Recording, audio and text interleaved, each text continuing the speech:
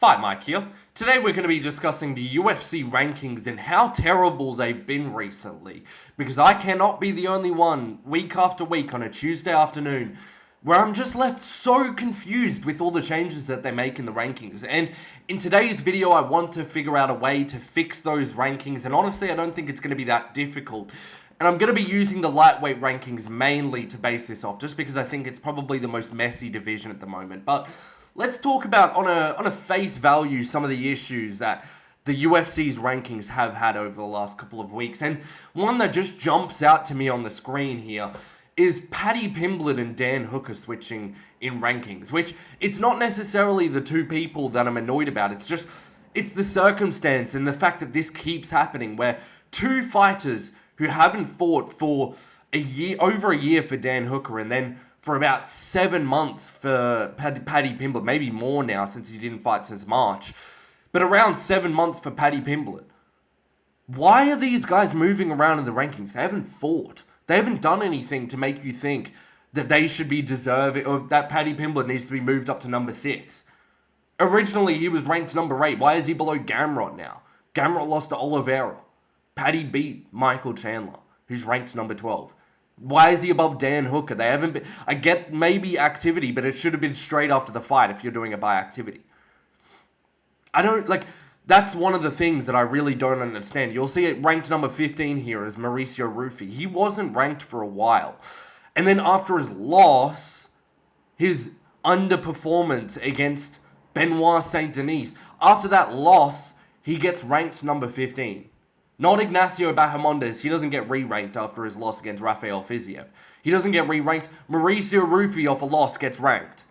Not the guy who was just ranked. What about Firas Ziam, 5-fight winning streak? No, he's not the one to get ranked. What about Nasrat Haqparast, 5-fight winning streak? No. A guy off a loss becomes ranked. Off a disappointing one at that. But let me talk about one of these guys who really doesn't make sense as well. Who I think no one thinks should be ranked right now. Colby Covington. Colby Covington, been ranked for a long time. He's ranked number 10, which is top 10. I think that's a pretty big thing. You're the 10th best welterweight in the entire planet. So you'd think that he's got some good wins. You'd think he's got some current wins as well. No. He doesn't have a win over anyone in the current roster who's ranked. He lost to Joaquin Buckley almost a year ago. Lost to Leon Edwards 2 years ago. Then beat Jorge Masvidal, who's since retired from the sport. Then lost to Kamaru Usman. Then he beats Tyron Woodley, again, since retired to the sport, and lost to Jake Paul. Then another loss to Kamaru Usman. Then a win against Robbie Lawler, again, retired from the sport, become Killcliff FC's head coach. What are we looking at here? We've got Colby Covington ranked, and he doesn't have a ranked win. The only two people in the entire roster that he's beaten are Max Griffin, probably about 55 in the unranked area, and Rafael Dos Anjos, maybe ranked like 45 in the unranked section of the welterweight division. Why is he ranked? Let me give you another guy. Tai Bam Bam Tuivasa. We've all seen him at the moment. He's about 355 pounds. Definitely not looking in heavyweight shape at the moment, but 5 losses in a row, he's ranked 10. 5 losses. Just rank Mario Pinto. He's at least on a winning streak, a couple of fight winning streak, a few finishes in a row. At least rank him. At least rank anyone that's not Tai Tuivasa. I don't even care, rank Kennedy Nzechukwu. Even if he's coming off a loss. Like, I just was talking shit about someone coming off a loss being ranked. But this is the heavyweight division. We got Tai Tuivasa on a 5-fight losing streak. Being finished in 4 of them. And then the last guy he lost to got cut. We just cut Martin Buday, who's 7-1 in the UFC. And what is Tuivasa? He's 8-8 in the UFC. He's got 1 more win and 7 more losses than a guy that we just cut. Why is he ranked? Let's go back to the lightweight rankings, though. So we've got one guy I really wanted to talk about. Actually, 2 guys I kind of wanted to talk about here, which is Michael Chandler and Renato Moicano. Moicano deserves to be ranked. I don't doubt that at all. But I think a guy like Moicano and a guy like Michael Chandler should be fighting for their ranking spot. Mauricio Rufy shouldn't be ranked. But if he's going to fight anyone, it's someone who deserves to be in the rankings. So let's go to Michael Chandler right here. I've got him open here on Tapology. He's ranked number 12, and at the moment he's probably going to get another ranked opponent, to be honest. Like, if I'm looking at the lightweight division right now, you know what I can see clear as day? I can see Rafael Fiziev coming off an injury fighting Michael Chandler and destroying him. Or I can see Renato Moicano versus Michael Chandler. Unk versus Unk matchup. It would be fun. Don't get me wrong, but Michael Chandler shouldn't be ranked right now. He should not be ranked. After maybe his loss against Charles Oliveira the last time, he should have been fighting an unranked guy. And then after his loss 100% against Paddy Pimblett, who was ranked very low in the rankings, maybe 14 or something at that point, maybe 13 or 12. He should have been unranked after that fight. He's only beaten Tony Ferguson in the last however many years, the last 4 years. And then he beat Dan Hooker, who, granted, great win. But at the time, it actually wasn't a great win at Dan Hooker because he went on, straight after that fight, he went on a couple of fight losing streaks. So really, is that Dan Hooker enough? Dan Hooker gets a title shot. Charles Oliveira loses the fight. Justin Gaethje loses. Then gets Tony Ferguson, who at the time ranked 7. But then again, this is Tony Ferguson at the time. Tony Ferguson at the time coming off 3 losses in a row. Ranked number 7, probably should have been ranked number 12. 3 losses in a row, really shouldn't be ranked 7. The only reason he was ranked 7 was because he was on a 12-fight winning streak before those 3 losses. But then he gets Michael Chandler. Michael Chandler sleeps him out cold. Then Michael Chandler gets Dustin Poirier. This should be the time that Michael Chandler gets, like, some sort of unranked test. Something. Give him Nasrat in this point of time. Give him Nasrat. But no, we've got Michael Chandler fighting guys in the rankings repeatedly. But then, if you look at a guy like Ludovit Klein, who just before his Gamrot fight, who just lost to Gamrot, keep in mind, Gamrot was ranked like number 7. He couldn't get Michael Chandler, who was ranked like 12 at the time. He got Gamrot ranked number 7 on shortish notice. But then before that, he's on 6 fight winning streak, 1 draw. So 7 fight unbeaten streak. Doesn't get a shot into the rankings like a normal person. Gets a Gamrot test. Let me show you another. Firas Ziam. 5 fight winning streak. 5 fight winning streak. Michael Chandler hasn't even got 5 wins in the UFC. He's got 2. He's probably got 5 losses in the UFC. He has 5 losses. Firas Ziam has as many wins on his winning streak as Michael Chandler has losses in the UFC, which is 5. Rank Firas Ziam, for God's sakes.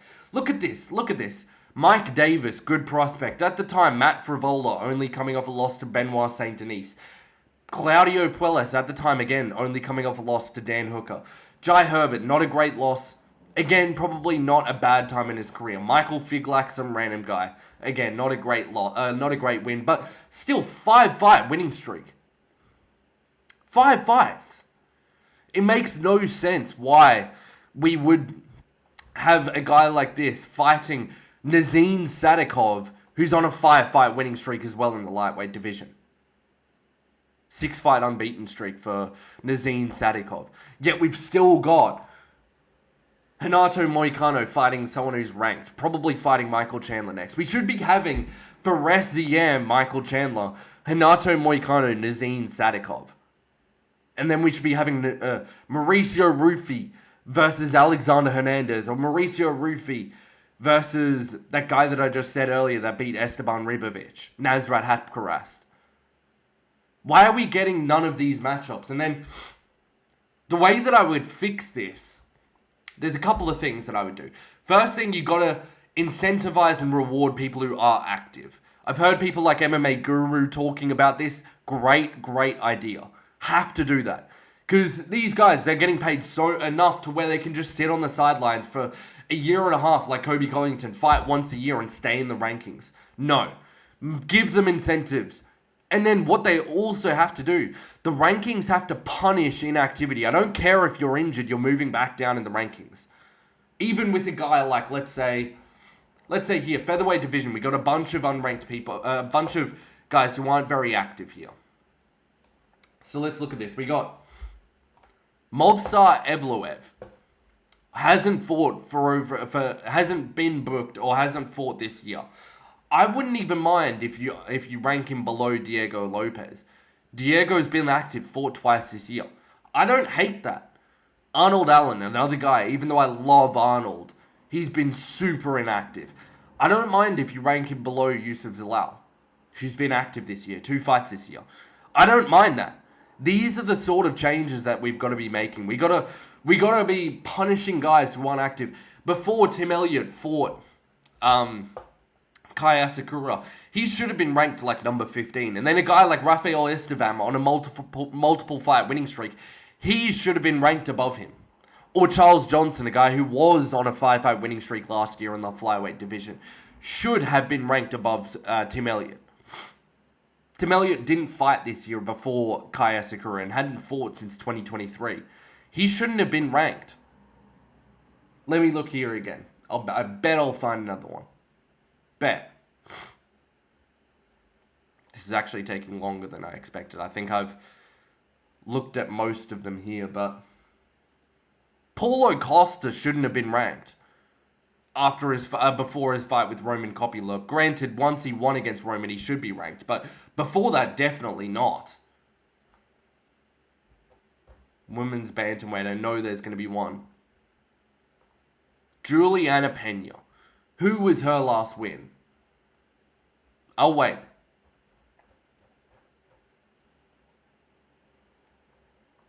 She beat Raquel Pennington, actually. That's probably not the best example. But even then, beat Raquel Pennington in 2024, fought 2025. I get it. No, I get it. But before then, why did she even get the Pennington fight? It had been 2 years since her last Nunes fight. What are we doing here with these rankings? We need to punish people who are inactive, not give them title shots like Juliana Pena or Colby Covington. No, that's not what we should be doing here. And then the last thing that I think that they could do to fix these rankings, the last thing I'll bring up. Oh, sorry about that. Hope you didn't notice that, but what they should be doing. So right here, what I've done on Tapology, they give you a section where you can rank all of the fighters yourself.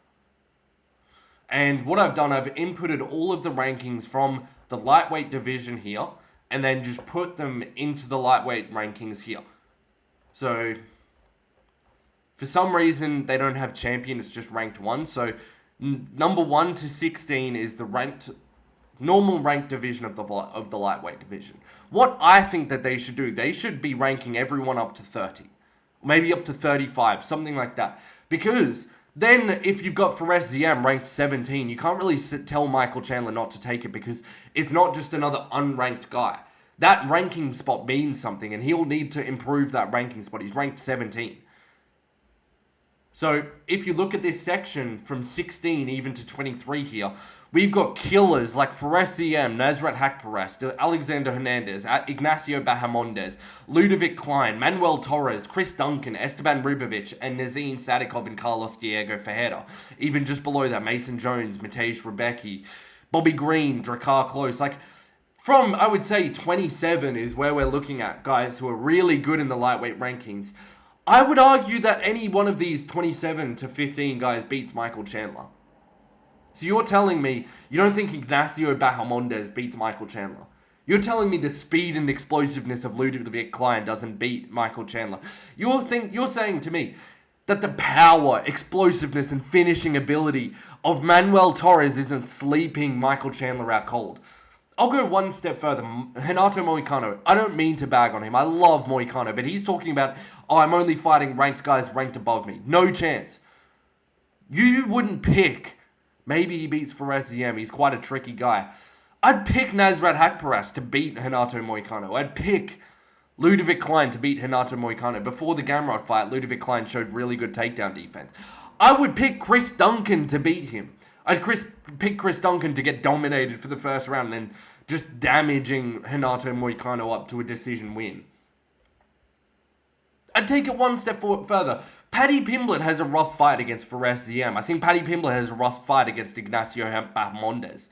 think Paddy Pimblett has a rough fight against even Nazim Sadikov. I could see giving him a rough fight. But the thing is that all of these guys, they're going to have to all fight each other 7, 8, 9, 10 times before even getting a shot into the rankings.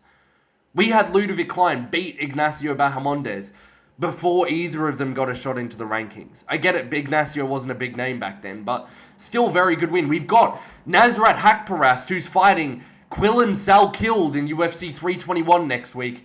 Yet Nasrat beat Esteban Ribovic, who I think is a better win than beating Michael Chandler at this point in his career. Yet he's getting an unranked guy. Yet again, he's on a 5-fight winning streak. What do you think of that? Why? What's the point of that? I don't know. Let me know in the comment section below what you think of my strategy to fix the rankings. Do you think guys like Colby Covington and Michael Chandler should be ranked? Also, who do you think is the worst ranked fighter on the roster? Let me know in the comment section below. If you enjoyed the video, leave a like and a comment. I'm sorry for just yelling and ranting for the last 16 minutes. But if you enjoyed the video, leave a like and a comment, and I'll catch you next time. Peace.